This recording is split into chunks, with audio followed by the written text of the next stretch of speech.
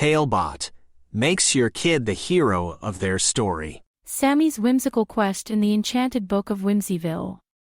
A special bedtime story for Sammy Johnson. Once upon a time, in the cozy, lamplit town of Whimsyville, there lived an adventurous boy named Sammy Johnson. Sammy, with his mop of chestnut hair and eyes like two sparkling sapphires, was no ordinary child. He was a dreamer, a believer in the impossible, and above all, a seeker of magic. On a crisp evening that smelled of pine and the promise of snow, Sammy sat curled up in his favorite armchair, a book in hand, as his mother tucked him in with a gentle kiss. "Good night, my little explorer," she whispered, leaving a soft glow of the nightlight to dance on the walls. The night was silent, save for the whispers of trees swaying outside. Sammy's room was a cocoon of warmth and comfort, his bookshelves filled with tales of dragons and knights, fairies, and distant galaxies. As he turned the pages of his book, his eyelids grew heavy, and he drifted into a slumber, his breath slow and serene. That night, something magical stirred in the air. A book unlike any other appeared on Sammy's doorstep. It was a thick volume bound in leather, with gold letters that shimmered and seemed to spell his name. As the first light of dawn crept into the sky, the book glowed with an otherworldly light, its pages fluttering open as if calling out to him. Sammy awoke to the peculiar sound of flipping pages. Rubbing his eyes, he descended the staircase, following the sound that echoed through the quiet house. He found the book lying there, its pages alive with swirling colors. Curiosity won over caution, and Sammy reached out to touch the enchanted book. The moment his fingers brushed against the cover, the world around him twisted and turned, and he was whisked away in a vortex of light and color. When he opened his eyes, he was no longer in Whimsyville. The air was sweet, like candy floss, and the sky was painted with the most vibrant rainbow he had ever seen. Under his feet, the grass was soft and as green as emeralds. "Welcome to the Land of Whimsy," chirped a voice. Sammy turned to see a rabbit, standing on its hind legs, wearing spectacles and a waistcoat. "I'm Rupert, the guide of the Whimsy ways, and you, Sammy, are our honored guest." Sammy blinked in disbelief. "Am I dreaming?" he asked, his voice tinged with awe. Rupert chuckled. "In whimsy, dreams and reality dance together. Come, follow me. Your quest awaits." As they walked through candy-coated meadows, Sammy marveled at the beauty of this world. Flowers sang in harmony, and the trees whispered secrets of ancient magic.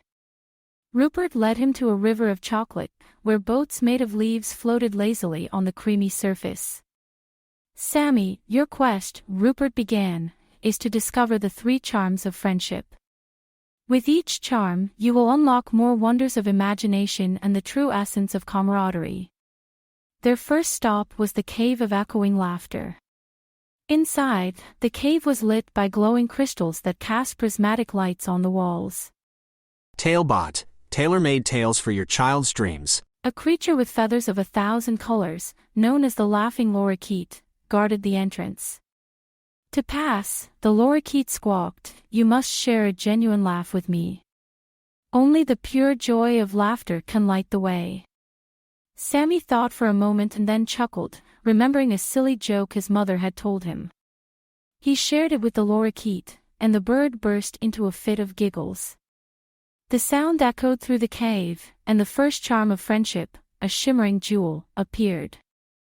"Laughter connects us all," Rupert explained, as Sammy pocketed the jewel. "It's the first bond of friendship." Next, they ventured through the Valley of Whimsical Winds, where the breezes carried whispers of encouragement and kindness. Here, Sammy met Gale, a gentle wind sprite who swirled around him in a friendly dance. To earn the second charm, Gale sang, "You must perform an act of kindness without expecting anything in return." Just then, a tiny mouse scurried up to Sammy, its whiskers trembling. "I've lost my way home," the mouse squeaked. Without hesitation, Sammy knelt down, offering his palm as a perch. He carried the grateful mouse through the valley, guided by the rustling leaves, until they reached a tiny burrow. The mouse thanked Sammy with bright eyes, and the second charm of friendship, a golden leaf, materialized in his hand. "Kindness," Rupert said, with a smile, "is the bridge that connects hearts." Their final destination was the Mountain of Marvels, where dreams took flight. Sammy met an old, wise owl named Orin, who perched atop the highest peak. The owl's eyes glistened with the wisdom of ages. To gain the last charm, Orin hooted, "You must share a dream and help it take wing." Sammy closed his eyes and spoke of his dream to create a place where everyone could share their stories and dreams, a library of adventures and tales. "By sharing your dream, you bring it to life," Orin said, and with a flap of his wings, the third charm of friendship, a silver quill, appeared in the air. With all three charms, Sammy felt a warmth in his heart. He had learned that friendship was laughter, kindness, and shared dreams.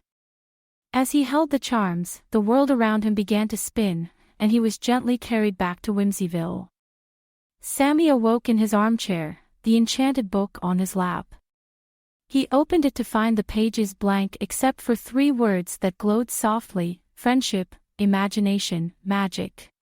He tucked the book away, knowing that every time he opened it, he'd be reminded of the lessons he learned and the magical world that awaited him in dreams. Sammy drifted off to sleep once again, a smile on his lips, as the Land of Whimsy lived on in his heart. Created by a kid and their parent using Talebot, click the link in the video description to create your own story.